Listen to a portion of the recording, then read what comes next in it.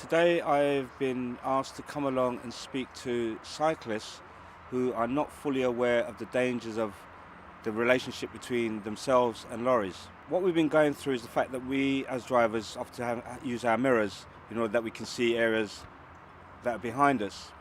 And one of the things that is not really clear to a lot of cyclists is that we have what we call blind spots, and they're normally situated just underneath the doors, where, especially on the left-hand side of the vehicle, where the cyclist will tend to stop.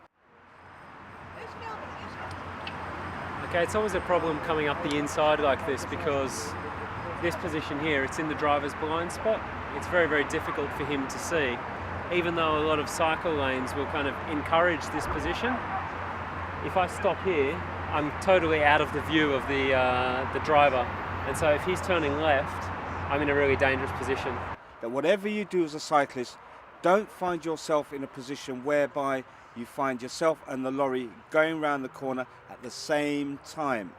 If you can't make it to the front of the vehicle, the green area around traffic lights, stay behind the lorry, let the lorry move off first, and then you move on afterwards. If you're fortunate enough to get to the front of the lorry as the lights change to green, you then cycle away and you go around first. But whatever you do, is don't try and go with the lorry at the same time. That is so important because at that point you are most at risk. If you do need to get in front of a heavy goods vehicle, it's much better to filter up the outside where there's still a blind spot, but it's much, much smaller, and then make sure you come to the front. So even though a lot of cycling infrastructure, bike lanes, it will send you down the inside, you need to make your own decisions and ride assertively on the outside.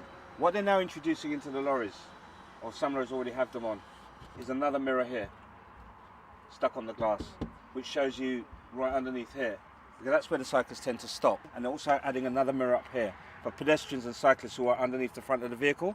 As you can see by the height, I might not necessarily see somebody on a bicycle just down there. So as you can see, there's 5 mirrors in here already. They are now thinking of adding another 2. But at the same time, the driver is then left with the responsibility to monitor 7 mirrors. So the responsibility really should be shared. The cyclist has to be aware of their own surroundings, and the driver must also be aware of their surroundings.